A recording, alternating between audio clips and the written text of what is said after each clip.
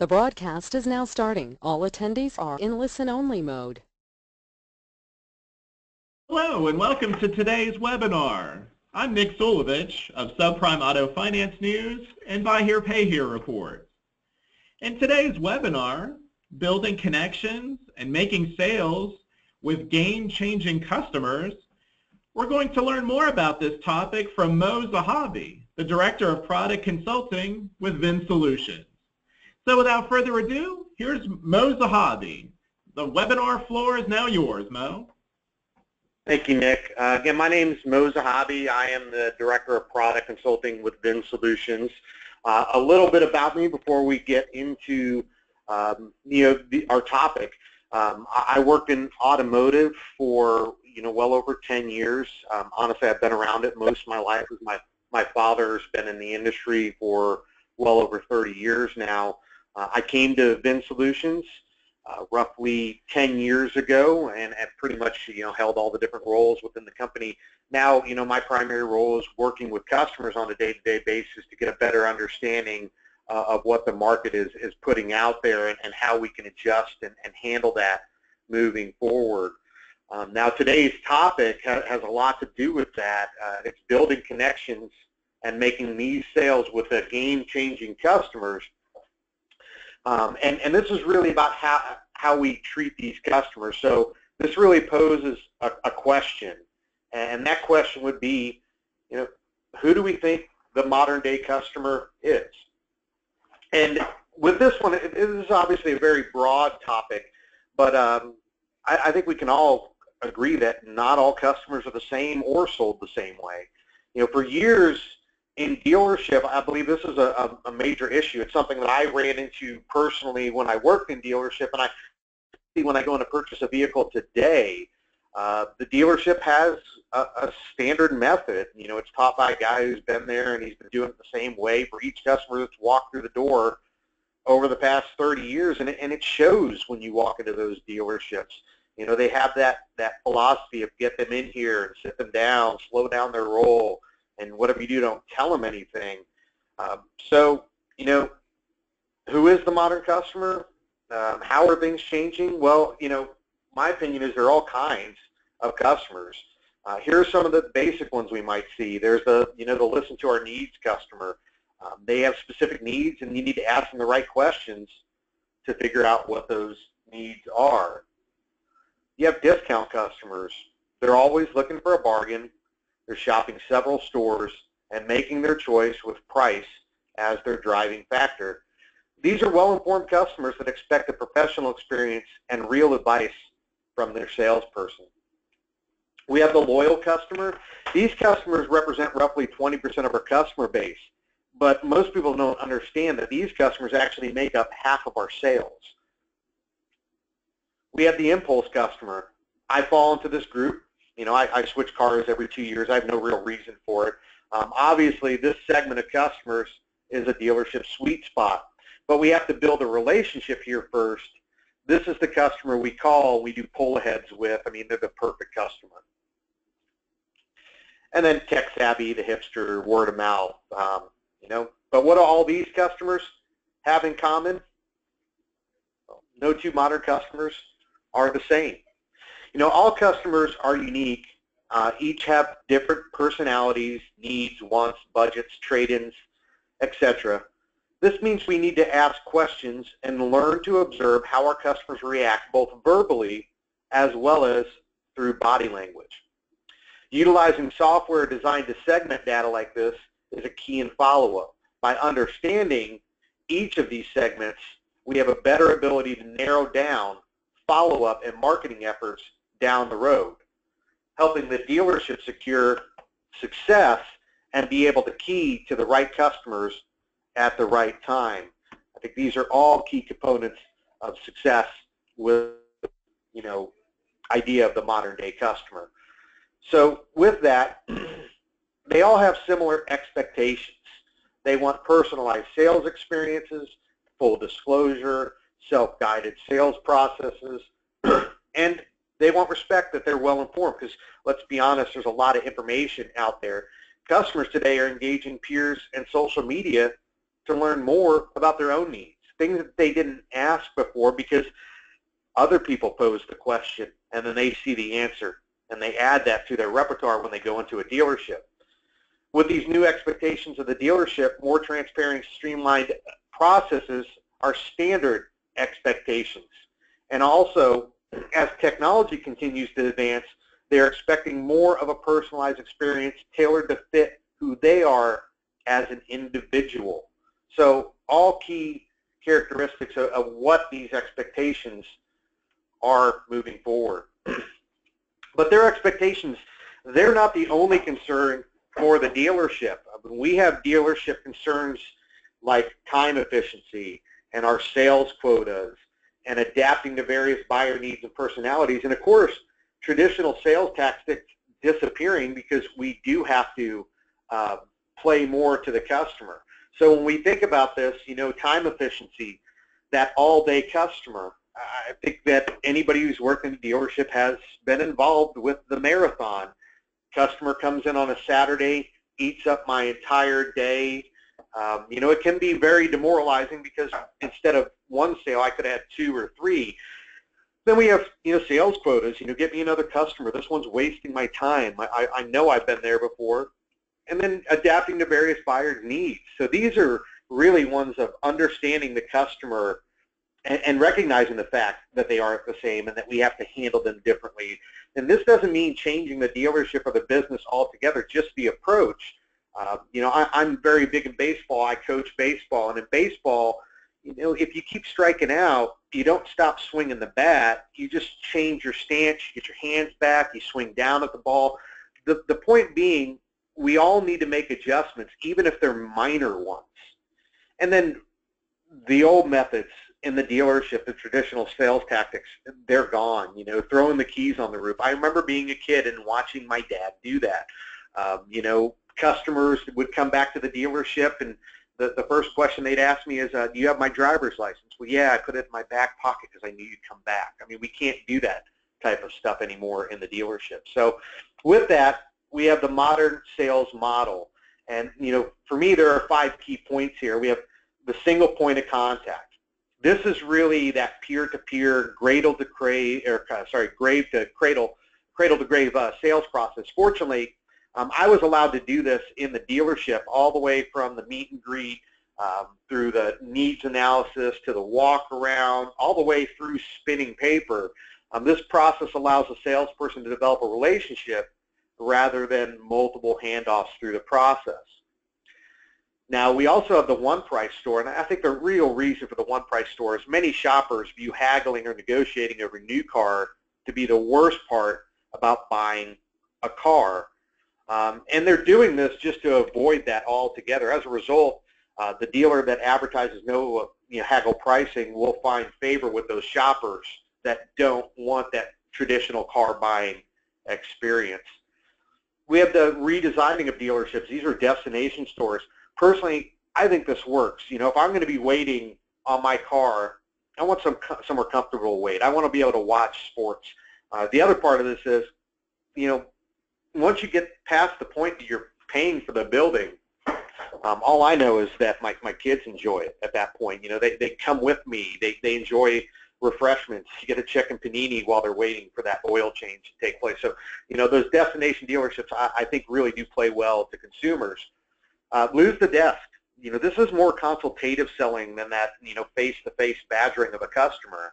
And then the big one I left for last there, this is the tablet-based mobile selling.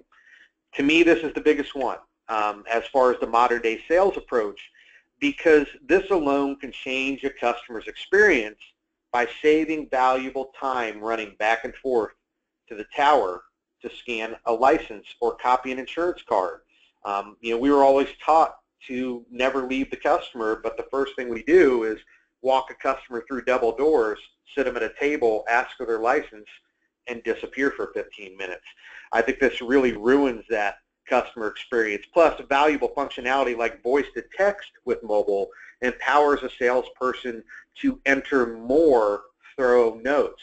So for dealerships, we have more transparency to what's taking place with the customer, and it's much easier to find.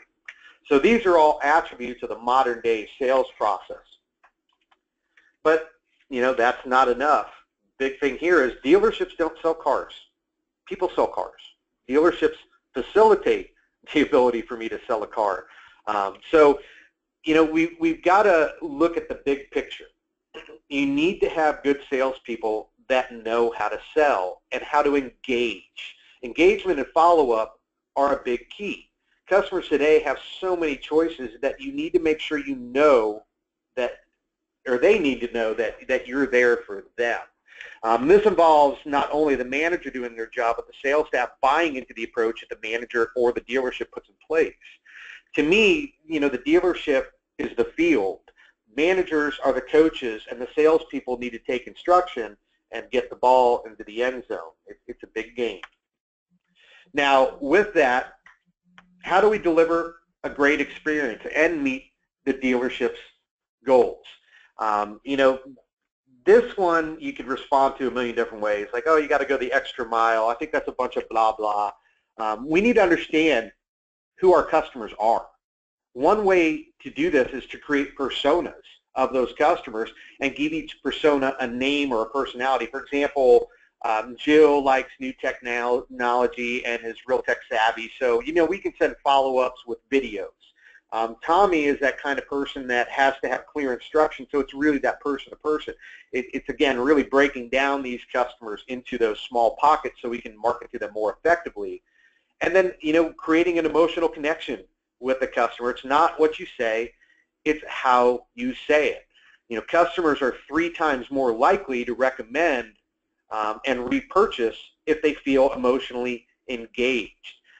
Those are some good numbers there. 44% said they rarely or never shop around if they are emotionally engaged. Now, the other part is to create a clear customer experience and vision. So we need to understand that moving forward, we have principles in place, and these are the ones that drive the behavior of the organization. And then ultimately, the one thing that I think that's very important is capturing the customer's feedback in real time. I don't want to wait for my J.D. Power survey to come back and tell me that it was a bad experience. How can you tell if you're delivering a wow customer experience? You need to ask. And ideally, you need to do this in real time. Post-interactive surveys can be delivered using a variety of automated methods to get through to a customer, whether it's an email or a call. But make sure that we're capturing that so we can really adjust to it in a real-time fashion, not with our typical delay. So this poses a question. Who are our salespeople selling to? Well, let's find out. We have several different kinds of game-changing customer types.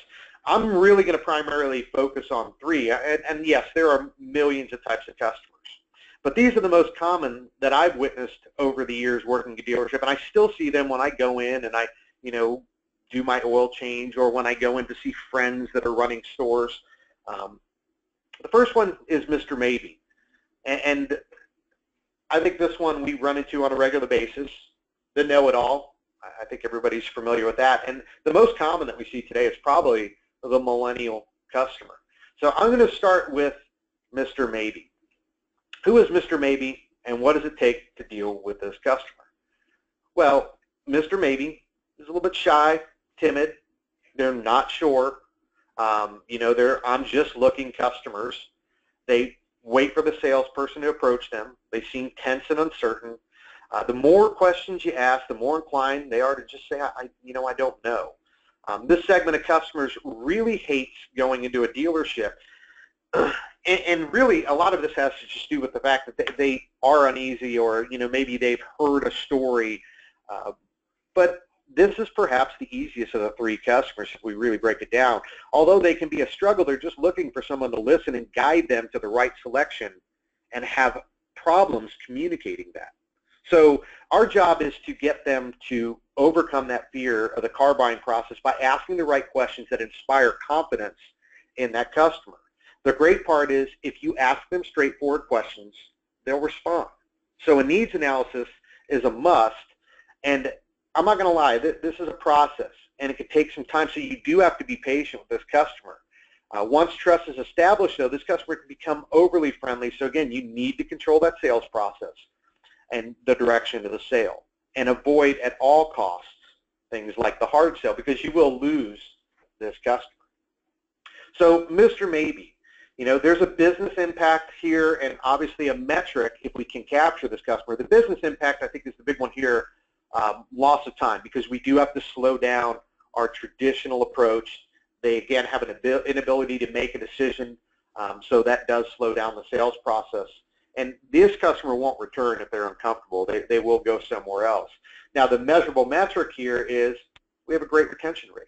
But again, these two really offset each other. It's that wasted entire Saturday afternoon with the marathon customer. It does take a lot of work, and unless you have the right salesperson asking the proper questions, open and close them, we can run into some issues. So things like, what do you do for work? What types of activities do you enjoy in your free time? Do you have kids? Do you have pets? How much do you drive? So these are all things that we can get to get that customer to communicate, to speed up that process, because again, that inability to make decisions is a big part of this. And again, I've had quite a few of these customers while I was in dealership. The thing is, they are great repeat customers, and they also bring a lot of friends and family members, so they are worth that extra time that we spend with them. Now, a little statistic here, 81% of customers are less likely to buy if a salesperson's too aggressive. And this customer segment is extremely representative of that. Things like, you have to buy today to get this deal, the old takeaway, can't do it. Well, someone else is going to buy it, or you know how much we're losing on the deal. Honestly, I don't care how much you're losing on the deal. So those are things that maybe we need to avoid with those customers, or we could lose them. You need to see confidence and show them that you're there to help them and that they're in the best hands possible, and assure to provide them with reliable information that will give them the great experience that they're after. So these are all key attributes, and again, I think this is a really great statistic, though, showing why we need to avoid the old practices there. Now, closing Mr. Maybe, a lot of things we can do here, and first off, we need to perform that needs analysis. We have to ask the questions.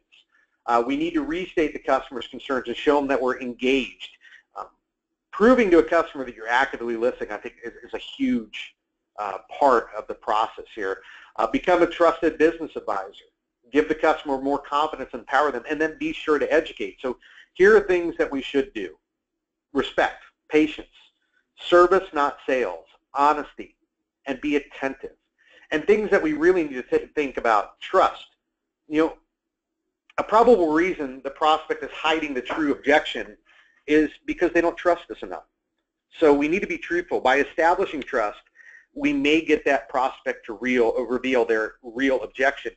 And then we need to find some common ground, and obviously we understand that part of it, but the thing here is, by finding that common ground and establishing trust, we find the real meaning. And you have to remember, I have to think about it.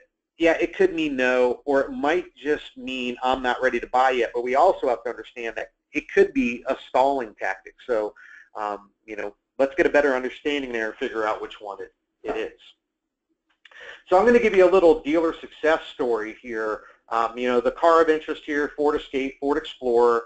I walk out and I up Mr. Maybe, and here are our challenges. They're indecisive on the model. They need guidance and explanation on the differences in the cars, and a little bit of hand-holding happens here. So I'm going to ask questions to guide the sale. I do a needs analysis, and by doing this, and asking the proper questions, I can determine that in this case, the customer had a family, they have pets, they do a lot of outdoor activities, they have a boat, they go to the lake all the time. By asking small little questions like that, I'm able to determine that a Ford Escape's not going to pull a boat properly. It doesn't have the proper amount of space. It doesn't have the get up and go that this customer wants. So by asking these questions and offering alternatives, I sold the fully loaded Explorer to the customer. Yes, it took a little bit longer than the average sale, but again, I have a happy customer, repeat customer that sends me referrals. So big component here is making sure that we ask and getting the customer to the right car and making sure that they're happy in the long run. So that's a little bit about Mr. Maybe. I'm going to move on to our second customer type here, And this one I know we're all familiar with. It's your favorite and mine. This is the Know-It-All Customer. Now, this is obviously the most complicated customer, and they can really ruin your day if you don't take them for what they're worth. This is the customer's always right customer, so be careful and avoid confrontation. To get an understanding of what they're using the vehicle for, we have to ask open-ended questions because they do enjoy talking. So make suggestions, but not too many. Talking too much might seem pushy, and this may irritate this type of customer. Now, another part of this is using body language and let this customer know that you understand where they're coming from and that you're there to work for them. Remember, with this group, never take it personal. They'll find a defect in the smallest of details. So what's that boil down to? Well, they want to control the conversation in the sales process. They question everything. They're extremely skeptical. They know what they want, and they're going to be confrontational, and oftentimes they're impatient, and they could cause a scene if they don't get things their way.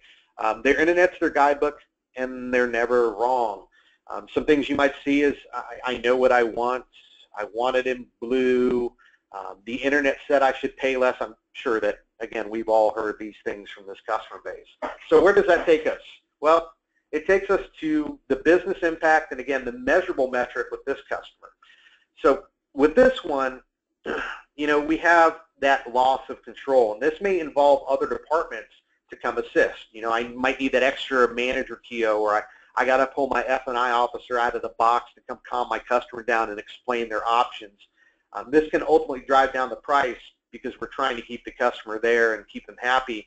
And then we have customers that suffer because they're waiting for the resources that we pulled away, the manager, the F&I director, whoever it may be. The measurable metric here is gross profit margin. Obviously, that may drive down. So what happens when this person comes into your showroom? They're going to seek to beat you down. You know, no matter how good the deal is, they drive down the price. It's the lowest profit margin because they're confrontational. This customer has shown they value more being informed than the average customer, and start by acknowledging them because they've done the research. After all, they've come to your business rather than another store. They've clearly started off at a better point here, and maybe we should recognize that a little bit. Little statistic here, 73% of customers wish they had one fixed price for a car so they didn't have to negotiate. So this is really a shout out to the one price stores. They document the process. The customer has a clear understanding of what's going to take place. And while the price of the car may be set, they still have a business there of financing and servicing the car. I think there we have an advantage to the dealer because most consumers don't think about that end. They think about the difference in the car or what my car is financed at, so on and so forth. So closing the know-it-all. You know, with this one, we need to show commitment. We need to be very knowledgeable on our product as well as have a view of the competition. And I'm not just talking about new cars, I'm talking about used cars as well, and recognizing that maybe we do have comparable cars on our lots, but here are the advantages to buying from me, and really letting this customer run the show. So with that, here are some things that I think we should do with these customers. And one, we got to remember to be polite, stay calm, and don't take it personal. If you don't know the answer to something, don't make it up. Go ask. But don't go too many times because you will lose credibility. And then respect the research they did. Don't disregard it.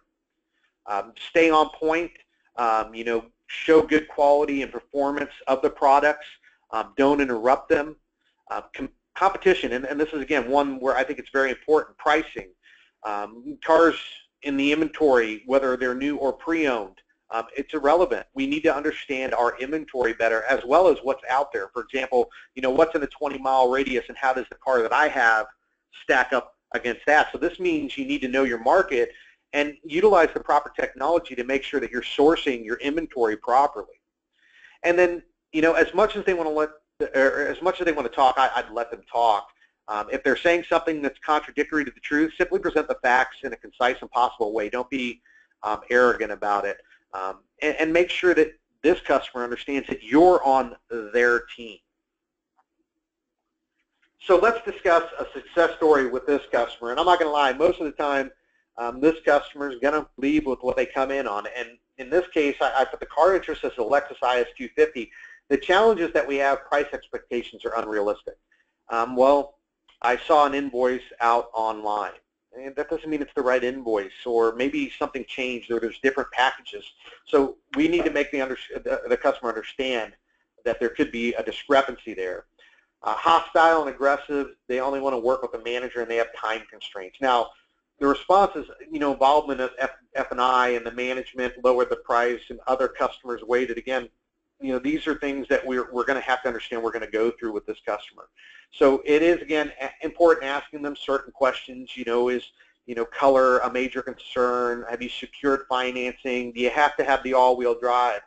After asking basic questions like this customer come in on the IS250. They left with the IS250. Of course, we discounted it, but we were able to get the customer to accept a different color because they realized it would save them a few dollars by buying an in-stock unit. And ultimately, we had a satisfied customer. So again, can be a little bit complicated, but if we handle them the right way, it's going to result the way that we need it to result, and that's with a sale. Now this leads us to our last and final type of customer on the day, and this is the millennial customer. This is actually my favorite segment, even though I don't fall into this group. If we can make this customer happy, we make money, and that's just based on the odds, the statistics, because there are approximately 10,000 millennials turning 21 every day in the United States, according to Time magazine. These millennials are the largest generation in our planet, and as the baby boomers taught us, the larger the generation, the greater the influence over norms, expectations, and behavior. With the millennials will come and have already started to establish mega change, what's going on in our industry. A really neat statistic, and I was kind of blown away, but these numbers are accurate. It's pretty amazing. Millennials spend $1.5 trillion annually and will account for 40% of car sales within the next few years. The millennial generation is the largest generation in U.S. history. Yes, they're bigger than the baby boomer generation. And they'll reach their prime working and spending years soon. So, the impact on the economy is going to be huge. Their annual spend in 2015 alone is expected to be $2.45 trillion. And by 2018, they'll eclipse the baby boomers by spending approximately $3.39 trillion. So by 2018, millennials will have the most spending power of any generation, according to Bazaar magazine. So the millennial customer. Now, this customer, they ask questions, and they embrace technology. Their phone's always in their hand. They're difficult to read. They don't make a lot of eye contact, but they are brand loyal. The thing here is they need to understand everything before moving forward to the next step in any process. So with this customer, we really need to take the time to respect them and ask the questions to let them know that you're there to try to help them, and it's more than just trying to sell them. We need to ask them what their interests are. We can tell if they've landed on the right or the wrong car based on a lot of those questions. We need to explain the options on the vehicle. We need to highlight things like new technologies, because obviously this group is very tech savvy and have grown up with technology in their hand. They need to get a little more assistance in things like purchasing programs or vehicle protection, because we don't put a lot of that documentation out online and they haven't been exposed to it. And with this group, I think an honest, transparent process really goes a long way. And if we explain the benefits, if we explain pricing and safety, and we know our competition, we're going to be much more successful. And then body language is a huge deal with them. So avoid the face-to-face approach and try side-to-side instead. The old three-legged call or the belly-to-belly approach just isn't effective with this group as you might think. Now, this segment prefers a peer-to-peer approach, which makes them feel equal, and again, that's a big part of this. So making a connection with this customer is a big component, and if we are able to do that, I think with this customer specifically, we could have a customer for life. Did I mention that these customers have a lot of questions? Now, this brings me to another statistic. 95% said that they went online at least at one point during the buying process. So here are some things that we need to take into consideration. 48% of millennials said word of mouth influences their product purchase more than TV ads. and only 17% said a TV ad promoted them to buy. So where do you think they get the word of mouth influence? Social media. So again, we need to take care of this customer because they are going to talk to friends. They are going to put it out there online. And 63% say that they stay updated on brands through social media. So here, a social media presence is obviously a very important component of our business strategy if we plan on capitalizing on this millennial spend. So with the millennial, it's like our other groups. We have a business impact and we have a measurable metric. Now, the business impact is really, again, it goes back to that online reputation and that word of mouth. A poor or below average experience will likely write negative reviews, and we need to go above and beyond to provide a positive experience to these customers and give them a reason not only to buy but to come back and recommend. Now, measurable metrics, positive online commentary, social media reputation, these are all huge, huge components of what the millennial bring to the table. 33% of these customers rely mostly on blogs before they make a purchase. So this is the first generation of digital natives, and their affinity for technology really helps shape how they shop. They're used to instant access to price comparisons, product information, peer reviews. I mean, just go type, what car should I buy in Google, and you'll see, how much is out there. This is a really, really big part of the industry right now. So millennials don't always look like this. They can look like this also. So we have a preconceived notion of what millennials are, but be careful. There's also a new generation of customers adopting principles from millennials. They aren't always what you're used to seeing. Living your life online gives you access to information, and demand is becoming an everybody mindset, and we're referring to this as that Generation E. And I can tell you, firsthand, my mother happens to be one of these people. If you, started to interact with my mother online and she did not tell you what generation she's from, you'd be very confused because of the tactics that she uses, because they're much more in line with how the traditional millennial does that. So we really need to recognize that the older generation is informed more now. There's more access, and they're starting to show a lot of the same characteristics that millennial segment is showing. Now, I also want to say this. Did you know that by 2025, 3 out of every 4 workers globally will be millennials? So again, we need to recognize that millennials don't always look like this or act like this. They might take on some characteristics of other segments, Mr. Maybes, the know-it-alls. Now, currently, there are 40 million millennials in the workplace, and millennials are the most educated generation in American history. I know that when we talk about millennials, some of us have a tendency to say they're lazy or they don't get involved and they don't engage. Well, 63% of millennials have a bachelor's degree. So, big thing. Millennials don't always appear or look or fall into that definition that we've placed on them over these years. Another stat here, 62% of millennials are more loyal to brands that engage directly with customers on social media. So millennials have come of age during a time where technological change, globalization, economic disruption, this has given them a different set of behaviors and experiences than their parents or their parents' parents. And according to Forbes, millennials in the U.S. are 7 times more likely to give their personal information to a trusted brand than any other brand. Now, think about that. What can we do with that data if they trust us? Now, this brings us to closing the millennial, and we talked about a couple things. I think the big one here for me is shoulder to shoulder versus that belly to belly approach. I don't want somebody in my face, and these group of customers, they've been taught the same way. So make sure that we're not doing that. Be more consultative. Involve them and allow them to have a role, and let them speak their mind. And then show them that you're an engaged member of the community, and that's, again, very important. They need to understand that we brand ourselves differently because we understand how brand loyal they can be. So here's what I do. I'd appreciate the salespeople who provide information without a pressured sales pitch. So, being sensitive to that sales pitch and making sure that we have the right salespeople in place to do that.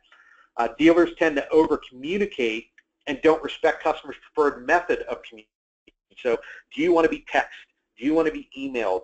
Do you want me to call you? And I can tell you personally, the best way to communicate with me is text. So don't call me. Now, the second a customer here senses aggressive or shady behavior, they're out the door and they're going to talk bad. So personalized experiences and recognizing the individual are extremely important. Asking the right questions, personal questions too, and then understanding that the customer is trying to accomplish and reaffirming that you heard what the customer wants and bringing them to the right car. So again, it's actively listening.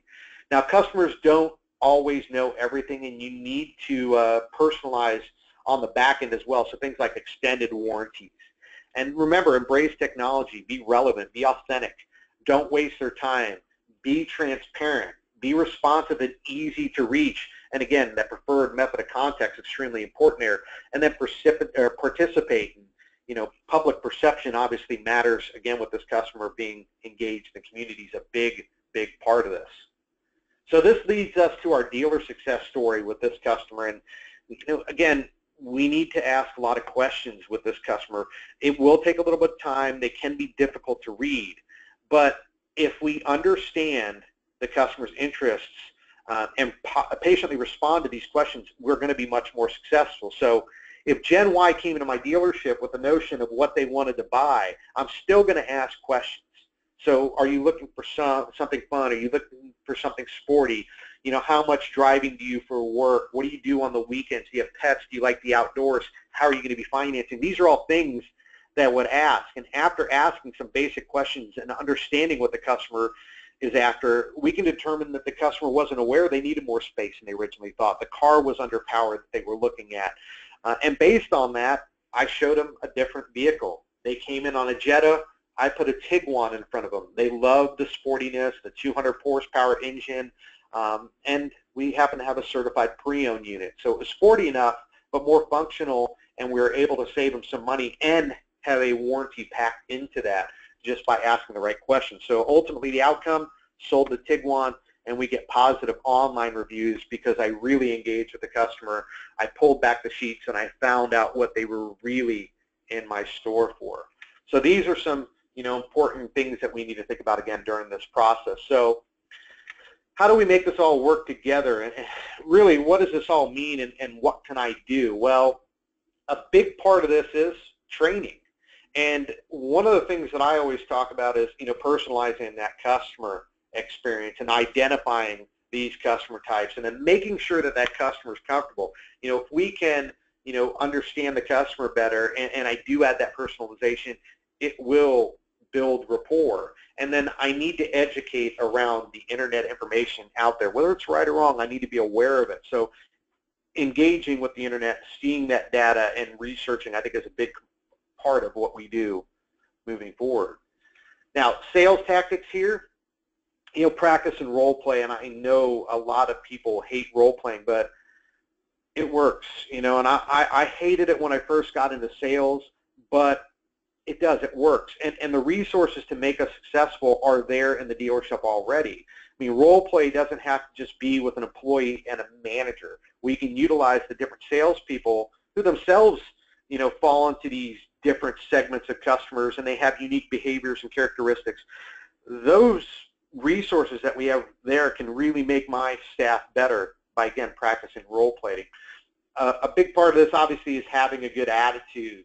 And I think, you know, being confident, watching your body language, they all fall into that. The thing is, customers know when we're not having a good day, and it's not their fault. I don't need to put them on them. And the other part here is, if that bad attitude or my behavior rubs off on the customer, that's not good for the sale. So, you know, making sure that we carry that positive body language and so on and so forth, I think it's a big component there. You know, understanding the product, this is obviously an area in dealership where we do have a weakness, and I'm talking about not just knowing my inventory, knowing the other dealership's inventory. I sell Toyotas, but I understand Hondas and Nissans because they're our direct competitors. Those are key attributes with these sales tactics. You know, treat the customer like they're a friend, and don't fear rejection. I mean, rejection, it's going to happen in automotive. I mean, when we talk about this one, I talk about this a lot again because I coach, and I say to the kids on my baseball squad, if you achieve 3 times out of 10, you're a millionaire in baseball. You've got to understand that failure is a big part of this. Now, do I want to lose 7 out of every 10 customers? No, my closing ratio should be better, but I can't let the fear of rejection take me out of the game. Now, if we get it right, we're going to see some things. We're going to see increased sales. We're going to see a better ability to build relationships with these customers. And with that relationship, that's when we can start to ask for things like referrals. We have higher retention rates and a rise in customer satisfaction. And obviously, there's more to this than just the sale. There's pre-sale, where we capture initial contact. There's the sale phase, obviously post-sale, and what we do to stay engaged, and hopefully the resale of this customer to help complete that cycle. This, again, takes training, the right software, and the appropriate vendors in place in conjunction with a team that's bought into the direction of the dealership and the leadership in that dealership that they put in place. I think it's a big component here. So, hopefully everybody got a little bit out of this. I think it's a great topic, but I'd love to open it up to any questions, and I really thank you for your time. Excellent presentation, Mo. That's Mo Zahabi, who is the Director of Product Consulting at VinSolutions. His contact information is there on the screen to reach out to him in various ways. And we'll take a couple of dealer questions now, but certainly Mo is open to any follow-up questions that you might have later, or if you brainstorm with the team at your dealership and come up with something that you want to have answered. Mo is open to taking those questions afterward. And Mo, to get our conversation started here, just what do you think are some great strategies to best identify the customer who just walked in the showroom, and how cautious do you have to be as not to possibly prejudge that person who just walked in the door? Well, I think, Nick, the most important thing there is to take your time. You're not going to be able to basically undress a customer's body language within the first 2 seconds of seeing. I mean, some you may be able to, but probably 90% of the customers, we're going to have to give them a little bit of time to really show us who they are. And again, it really comes into asking questions and not prejudging. I think if we prejudge, we do really ruin it for ourselves. I think you're a Mr. Maybe and you happen to be a know-it-all. That can be a problem. So again, just asking those questions to really bring out who that customer is there. So I think that's really the best way to do it. Is just take your time. Obviously, observe body language, but ask the open-ended and closed-ended questions that are really going to bring to light what this customer is there for. Very good, very good way to approach it. Another inquiry here. A lot of dealers who have joined us are part of a dealer group.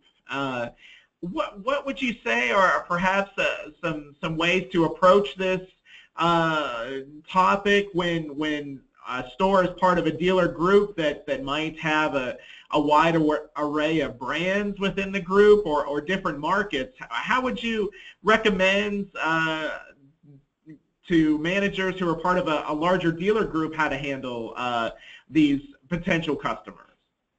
Well, I think you need to have a lot of transparency in the software systems that are installed in the dealership to really give you some visibility to the type of customers you're dealing with, because they may have been in one of your other stores.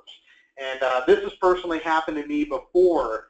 I'm a very casual person when I go into a dealership. That's just the way I am outside of work. So I have happened to wander into a Lexus store in town that's part of a group where I bought cars before. I wandered in wearing, cargo shorts and a T-shirt, and after being on the lot for 15 minutes, I wasn't up, and I finally walked inside and said, hey, I wanted to look at this car, and the salesperson handed me a brochure and said, here you go, and walked away from me.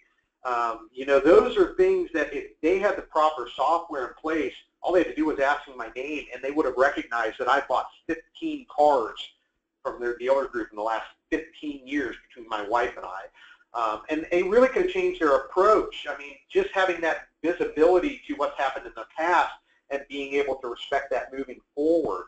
I think that's a big part of this. And then, with dealer groups, depending on how these dealer groups are set up, do they allow their salespeople to cross-sell, and are they educated across those brands on how we cross-sell? I think that's another key component, and it really, again, comes down to the manager putting the right process, and as a dealer group, having that type of process flow across the stores. I mean, still allowing the individual personality of the dealer group, but knowing that if you walk into a Acme Motors and then you walk into my other Acme store, you're going to get the same type of experience and treated the same way. Excellent, excellent. That's Mo Zahabi, who is the Director of Product Consulting at VinSolutions.